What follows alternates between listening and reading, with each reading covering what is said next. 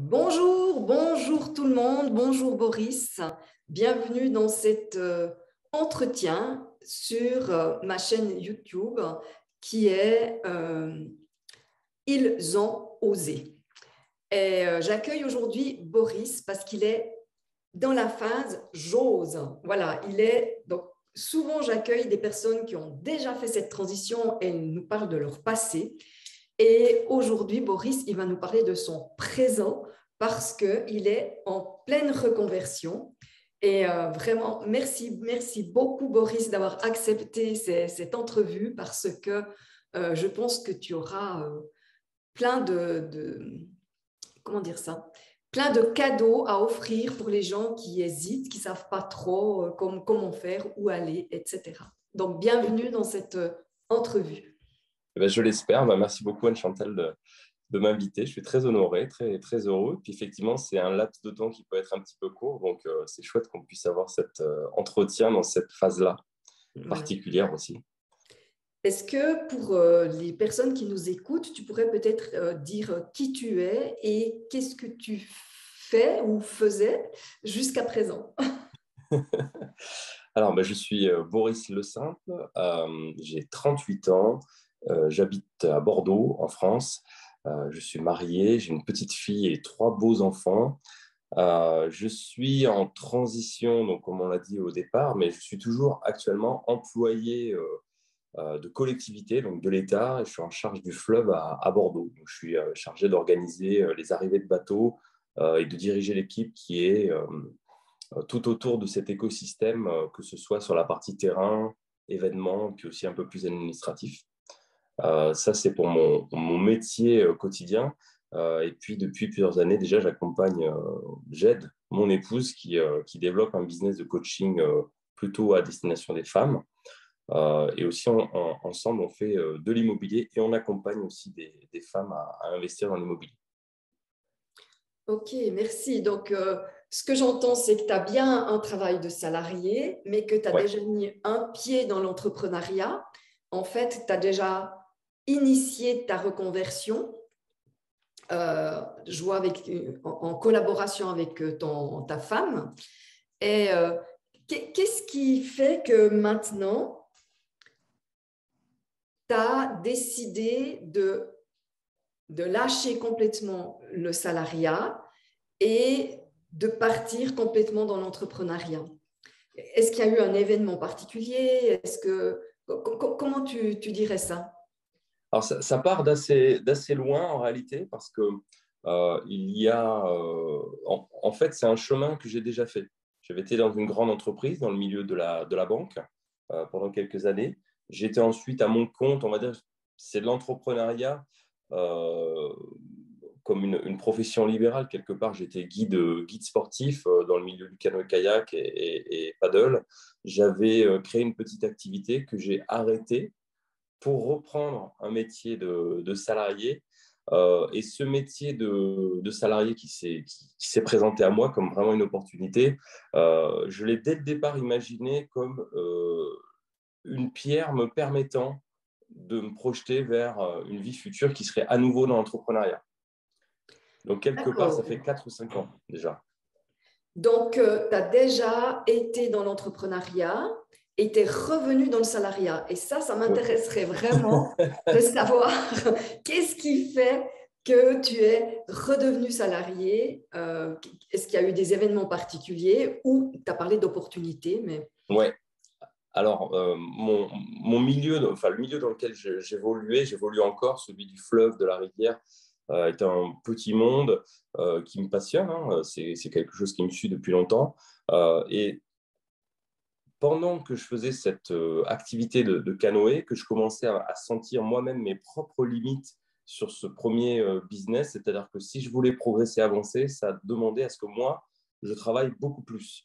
Et j'étais déjà arrivé à un niveau de point de rupture, donc je me suis rendu compte de presque la limite que j'avais déjà atteint la limite de ce business-là tel qu'il était. Et j'ai en parallèle en train de me former et de suivre des personnes qui investissaient dans l'immobilier. Et à ce moment-là, s'est présenté un poste au départ de saisonnier dans une capitainerie d'un petit port. Je venais de me séparer de la mère de ma fille et ça me permettait on va dire, d'avoir un métier plus hivernal parce qu'à l'époque, j'avais aussi un métier très saisonnier. Je parlais de la limite, c'était aussi saisonnier, ce qui était assez compliqué. Et pendant que j'étais dans cet emploi saisonnier, il s'est créé, on va dire, le poste d'au-dessus avec plus de responsabilités, un bateau à piloter, une équipe à manager, des projets passionnants. Donc, j'ai eu vraiment ce choix un peu cornélien de dire est-ce que vraiment je suis prêt à lâcher cette liberté que j'avais, cet idéal aussi que je poursuivais, pour retourner en tant qu'employé, mais encore plus dans la fonction publique. Alors, je sais que ce n'est pas pareil dans tous les pays, mais en tous les cas, en France, et pour moi, c'est une connotation assez lourde, assez pesante. Et j'ai accepté parce qu'il y avait un challenge très intéressant et que ça me permettait de pouvoir partir vers ce projet de l'immobilier. Je trouve ça génial parce que, ouais, non, mais dans le sens où, au moment où tu as pris ce travail de salarié, tu savais que ça serait un tremplin pour autre chose, en fait. C'est ça. Et ça me fait penser à mon conjoint Ouais. qui, à un moment donné, a décrété qu'il était aussi dans la banque. Et oui. Et qu'il a décrété, cette fois, je ne remets plus un couvercle sur mes insatisfactions et les souffrances quelque part parce qu'il ne s'était plus du tout aligné avec ses valeurs. Et à ce moment-là, la semaine d'après, il a eu un téléphone pour aller dans la formation, toujours dans la banque, toujours comme salarié, dans la même banque, mais par contre de plus du tout être conseiller en placement et d'aller dans quelque chose qui le passionnait beaucoup plus, qui était la formation. Et en partant, il a été très clair avec la personne qui l'engageait en lui disant « ça sera pour 2-3 ans parce que pour moi, c'est le socle, c'est une transition. Je sais que c'est une transition. » Et ça n'a même pas duré ça parce qu'après, il y a eu la crise des subprimes, puis il s'est fait licencier. Mais je trouve, comment dire ça, moi, ça me réjouit de voir la conscience qu'il y a. Voilà. Ah. Et maintenant, qu'est-ce qui fait que maintenant, tu te dis, ben, c'est le bon moment pour partir dans autre chose? Alors, effectivement, pour faire le lien avec ce que tu viens de dire, euh, quand je démarre ce truc-là, je me dis, ça va faire entre 3 et 5 ans. Bon, je ne sais pas pourquoi, j'avais cette date-là. Pendant ce temps-là, j'ai rencontré mon épouse, donc Sophie, au tout début de cette phase-là, finalement, hein, de salariat, qui a tout de suite aussi accroché à mon projet d'immobilier. Ces investissements immobiliers, pour nous, c'était une manière aussi de créer ce socle de sécurité quelque part, de revenus, nous permettant de pouvoir plus facilement aller aussi vers une vie entrepreneuriale qui, pour moi, était aussi liée à Internet, au web. Je suivais des gens dans l'immobilier, mais vraiment pas que, du développement personnel, de la spiritualité, de la liberté financière, de la santé, de la conscience. Enfin, j'étais très, très branché par ce monde-là, mais je ne savais absolument pas comment je pourrais, moi, partager quelque chose et éventuellement en vivre. Donc, Oui. cet univers m'attirait grandement, mais sans avoir... alors, je pense que j'avais beaucoup de freins internes aussi. Quand j'avais une idée, très rapidement, je me la rattrapais. Donc, quand j'ai rencontré Sophie, qui elle était aussi, qui était déjà coach, mais pas forcément très branchée Internet, on a mis un peu en commun, moi, un peu la théorie, le savoir que j'avais accumulé sur tout ce monde-là, et puis elle, sa capacité d'action, d'apprentissage rapide et d'impact. Et du coup, on a fait ensemble ce choix qu'elle développe vraiment son business dans cette orientation-là. Grand bien nous en a pris, puisqu'un an après, il y avait le Covid, donc on ne pouvait absolument pas savoir. Et donc, voilà, ça fait partie des heureux hasards, en fait. Euh, et ensemble aussi, on a planifié assez tôt que l'idée de tout ça étant de pouvoir me permettre de quitter mon travail en temps voulu, C'est amusant parce qu'il y a quelques mois, on est retombé sur les notes qu'on avait prises ensemble en 2018, où on note que ma sortie d'emploi, c'est 2022.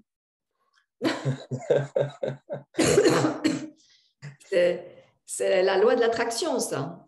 Ouais, est-ce qu'on s'autodétermine, est-ce qu'on l'attire, est-ce que c'est rigolo, c'est toujours impalpable, mais pendant ce temps-là, on avait lâché ce truc. Moi, je n'avais pas mes notes devant moi, je les avais oubliées. Et c'est Ouais, rigolo de retomber dessus après, quoi. C'était une intention quelque part. ouais. Et puis, maintenant que tu es en pleine transition, hein, que tu Ouais, es peut-être... moi, je dis toujours qu'il y a 3 phases quand on fait la transition. Il y a le deuil de l'ancien, ouais, l'exploration pour le nouveau, et puis après, la mise en place du nouveau. Donc, chez toi, il y a comme si l'exploration avait déjà été faite, hein, et que là, il va y avoir la phase de mise en place de manière plus, je dirais peut-être plus pointue, plus où tu vas plus t'investir puisqu'il n'y aura plus le travail de salarié à côté. ouais. Euh, Qu'est-ce que tu vis juste là maintenant par rapport au fait de quitter ce salariat, de quitter...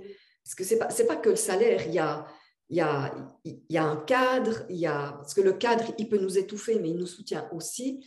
Il y a des collègues, il y a différentes choses qu'on quitte. Il y a parfois, en France, je ne sais pas, mais je pense aussi, chez nous, il y a aussi tout ce qui est prévu pour plus tard, quand on sera à la retraite, tout est compris dedans, il n'y a pas de souci à se faire à ce niveau-là, entre guillemets. Je mets des guillemets parce que je ne suis pas sûre que le système va tenir le coup encore très longtemps. Mais voilà. Donc, comment tu te sens? Qu'est-ce que tu vis par rapport à, je peux imaginer des peurs, par rapport aussi au chemin que tu as peut-être pu faire. On te disait, j'avais une idée et sitôt je la rattrapais parce que j'avais l'impression que je ne pourrais pas la concrétiser. Ouais, eh ben, je voulais. Il y a aussi la question de l'identité, euh, où finalement on est identifié à un métier, à une fonction. Alors, moi, dans ma carrière, j'ai déjà changé quand même assez souvent de casquette dans des milieux diamétralement opposés. Donc, quelque part, ce truc-là, mon identité commence à ressembler à quelque chose où justement il y a du changement et des changements de métier. Donc, quelque part, ça va. Par contre, il y a un milieu, il y a un monde à quitter. Puis, comme tu le disais, un environnement, des collègues, donc avec des côtés positifs et des côtés négatifs, un cadre aussi, des horaires. Je, je me sens. J'ai déjà vécu cette période-là parce que justement, quand j'ai quitté la banque, je fais que 5 ans, entre guillemets, mais c'était la première chose que j'avais connue. Je me souviens tout le temps du moment où j'ai posé ma lettre à la poste en faisant ma demande de congé sans solde à l'époque, une espèce de vide intérieur de peur qui avait duré une bonne quinzaine de jours, troubles du sommeil, difficultés. Et ensuite, j'avais très mal vécu les 2 mois de préavis avant le départ effectif, où j'étais à l'intérieur, mais sans y être vraiment. Je préparais l'examen, à l'époque, c'était pour être guide donc de kayak Ouais, ouais. que je devais passer la semaine après mon arrêt. J'avais quand même un directeur qui me disait bah, Maurice, tu es encore là 2 mois, il faut que tu travailles, il y a des objectifs à faire, et j'y arrivais pas. Donc, culpabilité, sentiment d'inutilité, ça c'était à l'époque, mais j'en parle parce que ça avait comme été un petit traumatisme qui a été un peu déterré là, à cette occasion-là. Euh, Puisque dès que ma décision a été prise et que je l'ai annoncé, j'ai revécu une partie de ça, mais bon, ben maintenant, voilà, avec un peu d'expérience, avec de l'accompagnement, en parlant autour de moi aussi, beaucoup de gens m'ont dit, mais tu n'es pas la personne que tu étais il y a 10 ans maintenant, tu as évolué, tu le vis différemment. Donc, ce qui est chouette, c'est de guérir aussi ça en partie et la vie fait que, en fait, comme je suis dans le public, il y a des commissions d'attribution parce que je voudrais voilà, obtenir une rupture conventionnelle, qui est voilà, un dispositif qui est plus facile peut-être pour nous. Et il y a des commissions comme ça tous les 3 mois. Et en fait, ma commission a été repoussée au mois de juin, alors que j'étais prévu en mars. Et j'ai fait le choix de rester encore un petit peu.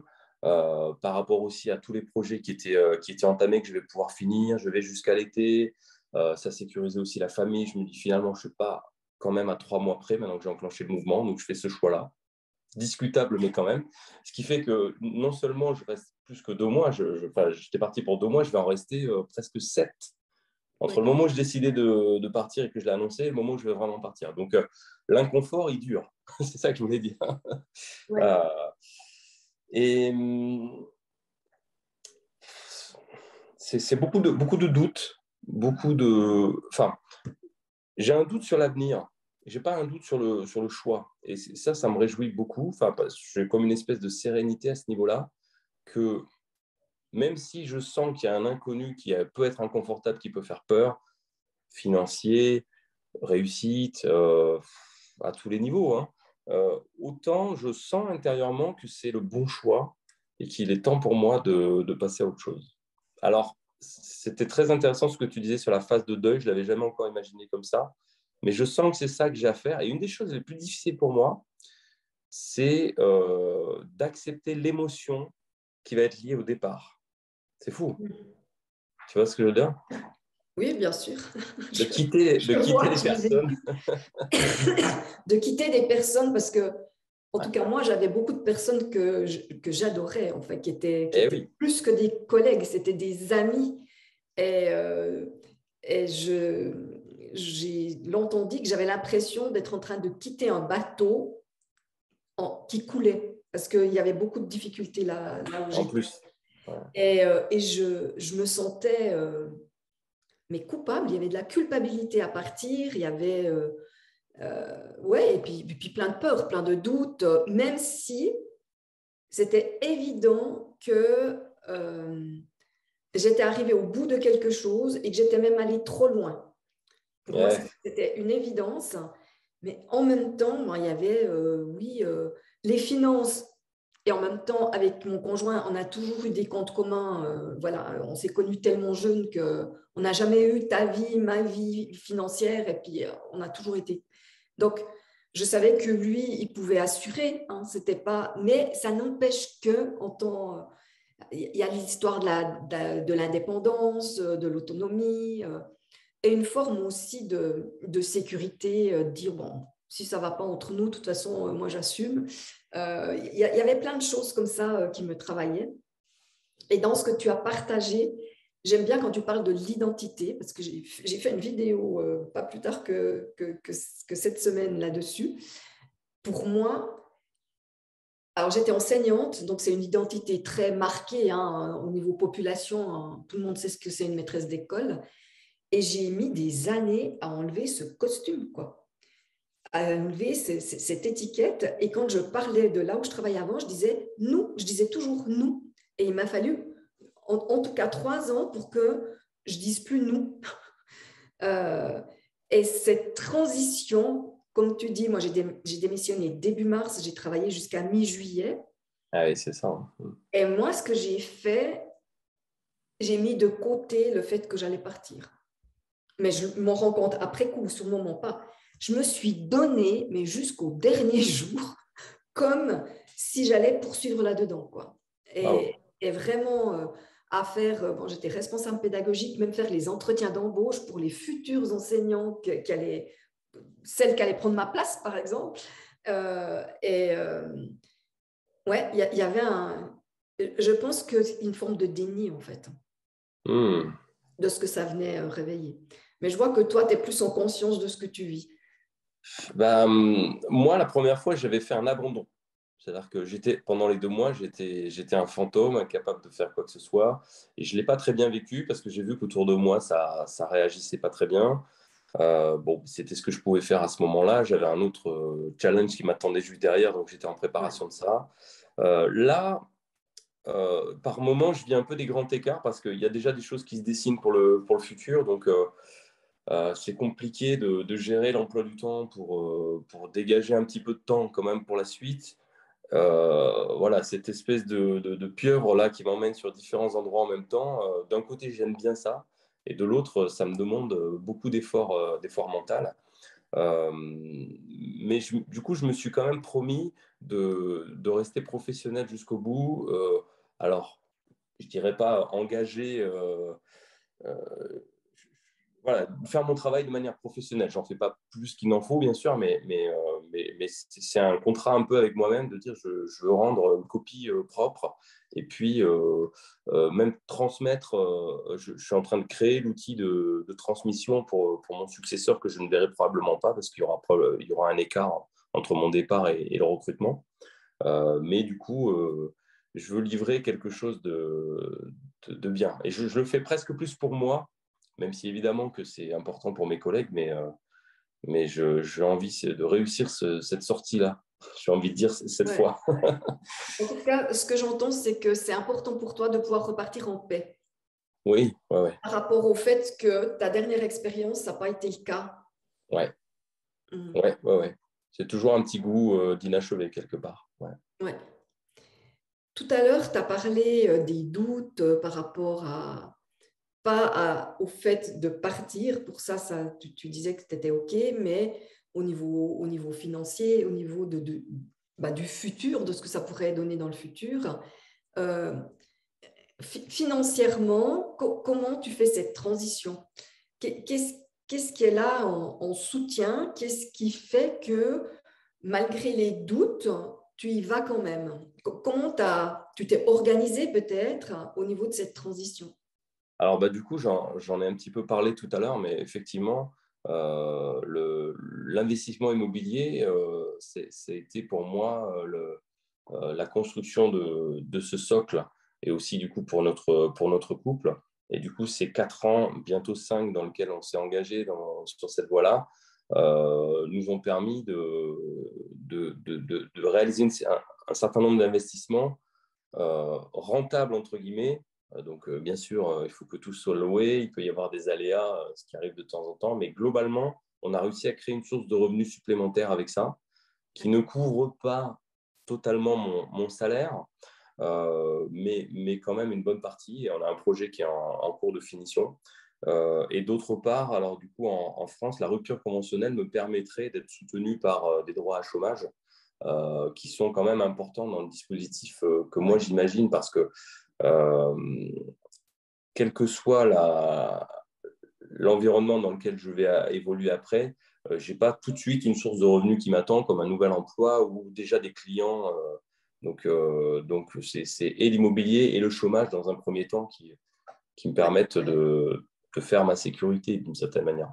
OK. Et du coup, tu as quand même une idée de ce que tu vas faire après? Ouais, Tu as quand même un projet qui se dessine ouais. Alors ou tu es c'est encore en marrant. phase Ouais, ouais, d'exploration? c'est marrant parce qu'il évolue. Donc, entre le Ouais. moment où.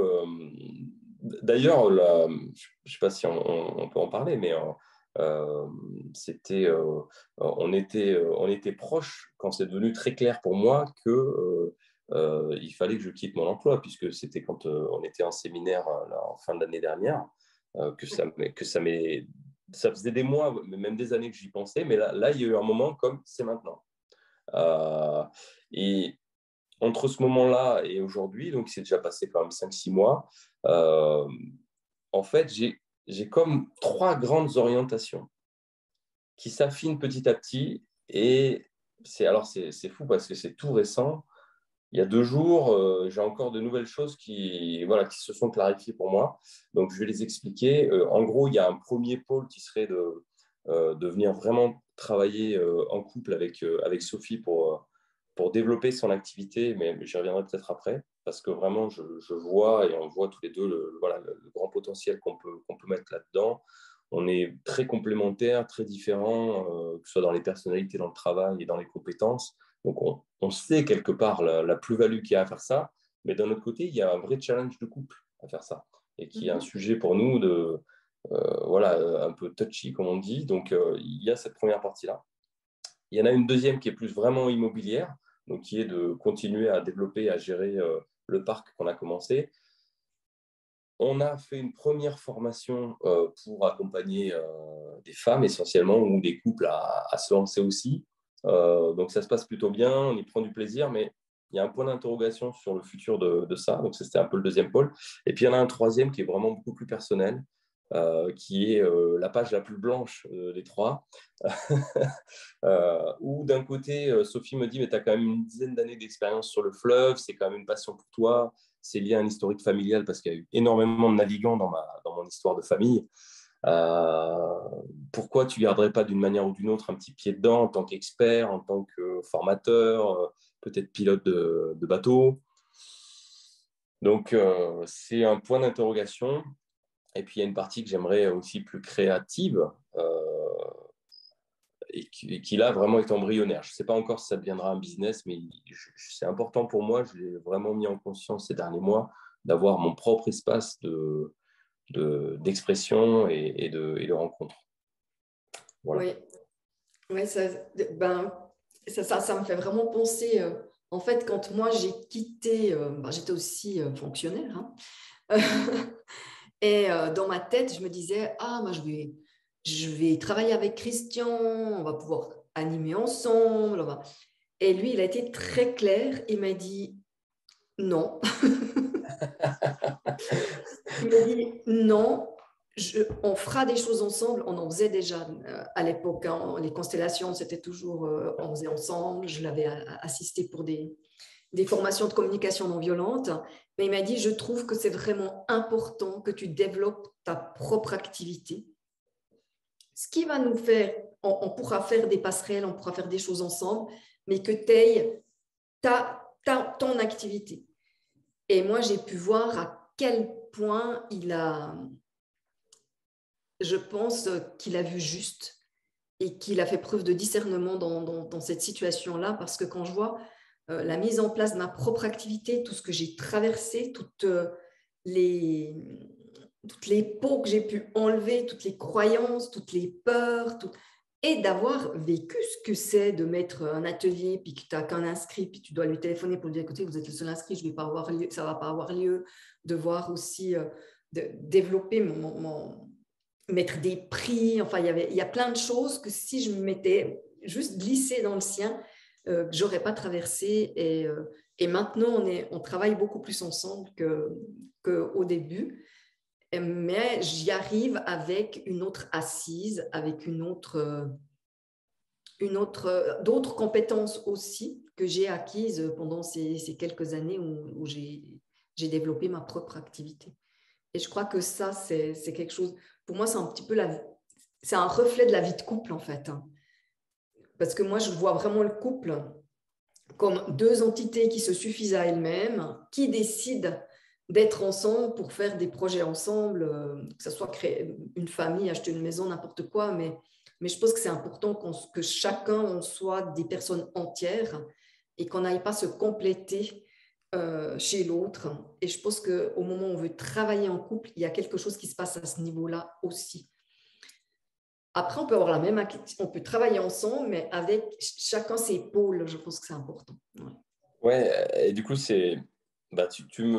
comment dire, en discutant, ça continue de nourrir cette réflexion et c'est parfait parce que là, on est vraiment dans l'instant et dans les moments où je suis en train d'essayer de clarifier ça parce que justement, ce que je disais un tout petit peu avant-hier, il m'est apparu l'idée de prendre voilà, de me baser quand même sur l'activité de Sophie, mais de le monter à un niveau, on va dire, plus d'entreprise dans le sens, quelque part, peut-être plus traditionnel du terme, hein, mais avec cette idée que si on le fait, effectivement, on part chacun avec nos rôles bien définis et chacun notre domaine entier de compétences. Et quelque part, moi, ce sur quoi j'ai toujours coincé, c'est que je voulais justement, je n'arrivais pas, j'en concevais l'intérêt intellectuel, mais je n'arrivais pas à me dire que, ce que tu disais tout à l'heure, que je vais venir me mettre dans son business et puis venir un peu colmater les brèches, des endroits où il y aurait besoin un peu d'un pompier, et puis prendre en main des petites choses. Et ça, je crois que justement, c'est Christian qui parle aussi souvent du principe un peu source. Ouais. Ce qui est très étonnant, c'est que sur son activité, elle, je n'arrive pas du tout à le faire, alors que tout ce qu'on crée ensemble dès le départ est beaucoup plus fluide, a beaucoup plus de flow avec des ping-pong beaucoup plus simples que là, c'était souvent un challenge pour moi, mais finalement aussi pour elle, que je me glisse un peu là-dedans. Donc, si on part sur ce projet-là, il y aura un petit peu comme une remise à plat, Ouais. et on va, dans ma tête en tout cas, c'est bâtir un nouveau projet totalement, à partir de quelque chose qui existe, mais Et donc, c'est une part d'inconnu quand même. C'est une part d'inconnu quand même. Ouais. Écoute, on arrive gentiment au bout de cette interview. Si tu devais donner un conseil aux personnes qui partent dans une transition, en tout cas qui ont envie de changement, ça serait quoi? Qu'est-ce que tu leur dirais? Ce qui me vient, c'est vraiment d'apprendre à faire confiance et se faire confiance. Parce que moi, ce que je tire de mon expérience et de ma propre expérience, je n'ai pas eu trop le temps de le développer ici, mais c'est que chaque fois que j'ai accepté pleinement de fermer une page, de clôturer, comme tu dis tout à l'heure, faire le deuil, même sans savoir exactement ce qui allait se passer derrière, il y a toujours eu derrière une naissance et une création de quelque chose d'encore plus beau derrière. Donc là, je suis dans la phase où ça me fait peur, je suis en doute, mais j'ai comme une espèce de confiance qu'il va naître de tout cela quelque chose de nouveau que j'ai peut-être pas identifié tout de suite, et j'accepte cela. Donc ça va en parallèle d'une construction assez pragmatique des choses, comme on en a parlé tout à l'heure, sur je lâche pas tout du jour au lendemain, j'envoie pas tout virer, c'est préparé, et en même temps il y a une forme de lâcher prise dans ce qui va se passer. Ouais, l'image qui me vient dans ce que tu dis, c'est comme si tu disais, c'est en avançant sur le chemin que le chemin va se dévoiler à moi quelque part.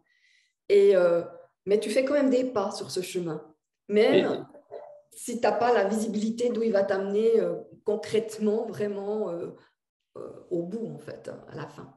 exactement, et c'est une des limites que je me suis trop souvent imposée dans ma vie, qui est justement que tant que je ne voyais pas le tableau total, je n'y allais pas. Et c'est ce que j'apprends.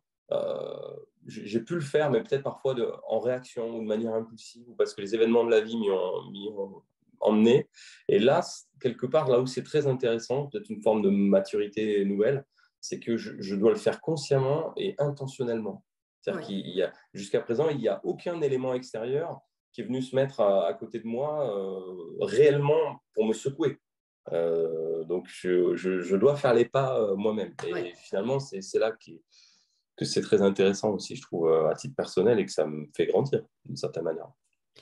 Il y a un élément aussi que tu as donné que j'ai envie de relever, c'est que tu as du soutien. Tu as parlé plusieurs fois de Sophie, de ta femme, et je vois qu'il y a la personne qui t'est le plus proche quelque part, elle est là pour te soutenir dans cette aventure. Je ne dis pas qu'elle va faire le chemin pour toi, qu'elle va faire les... Non, ça, je pense qu'il n'y a personne qui peut venir faire le chemin pour nous. Mais tu n'as pas quelqu'un à côté de toi qui est en train de te dire non, mais c'est une bêtise, reste dans ton travail salarié et tu te rends compte. Enfin, je veux dire, et je pense que ça, ce soutien, c'est quelque chose qui est essentiel aussi.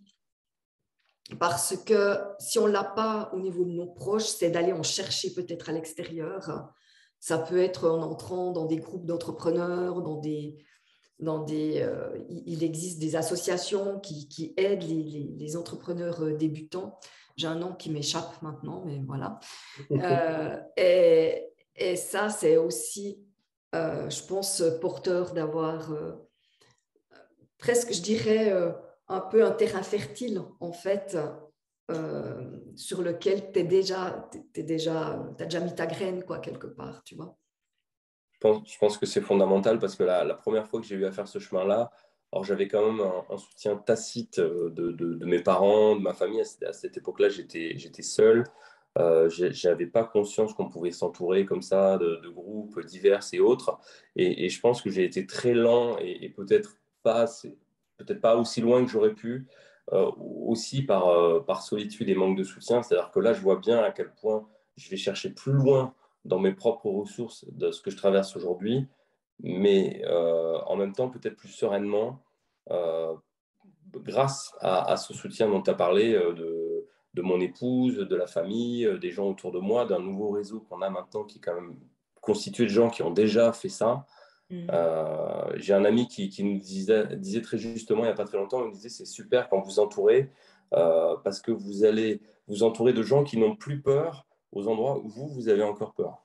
Et je trouve la formule assez sympathique. Ça ne veut pas dire que Sophie, elle n'a pas aussi des peurs, que ça ne l'inconforte pas, que ça ne la challenge pas, parce que ce n'est pas le cas. Et on a des défis et des discussions souvent sur ce sujet-là. Mais l'idée globale et le chemin est accompagné et soutenu, quoi. Et ça, c'est précieux. Ouais. Moi, je pense que l'être humain en évolution, l'évolution, elle est en traversant nos peurs, en fait, hein. Nos peurs, nos doutes. Et que quand on n'a pas le courage de se mettre des défis soi-même, ils viennent par le biais, par... alors, si on parle au niveau professionnel, ça peut être un clash avec son manager, un burn-out, un licenciement, enfin, il peut y avoir plein de choses, des délocalisations. Oui, oui, vous pouvez garder votre travail, mais vous allez travailler au Portugal ou bien dans l'ex-Yougoslavie. Enfin, je parle de ça parce que j'ai connu quelqu'un qui a vécu ça. Donc, ouais. En tout cas, Boris, merci beaucoup pour ton authenticité, pour ce partage. Je pense que ça va résonner chez beaucoup de personnes qui sont en questionnement par rapport à cette transition professionnelle. Je ne sais pas si tu veux ajouter un mot. Eh ben non, je suis très, très heureux, très touché de ton invitation. Et puis, bah, j'espère que ça aura résonné, comme tu dis, auprès des personnes qui regarderont cette interview. Eh ben, merci beaucoup, Boris, et à vous qui nous avez écoutés. Sachez que sur ma chaîne YouTube, Anne-Chantal Junot, eh bien, vous pouvez trouver de nombreuses interviews de personnes qui ont fait cette transition professionnelle, chacune avec sa spécificité, donc chacune avec des cadeaux différents et qui peuvent vous soutenir pour vous-même faire une fois ce pas. À bientôt, au revoir. Merci À Boris bientôt. et à Merci très beaucoup, bientôt. Anne-Chantal. Bye bye.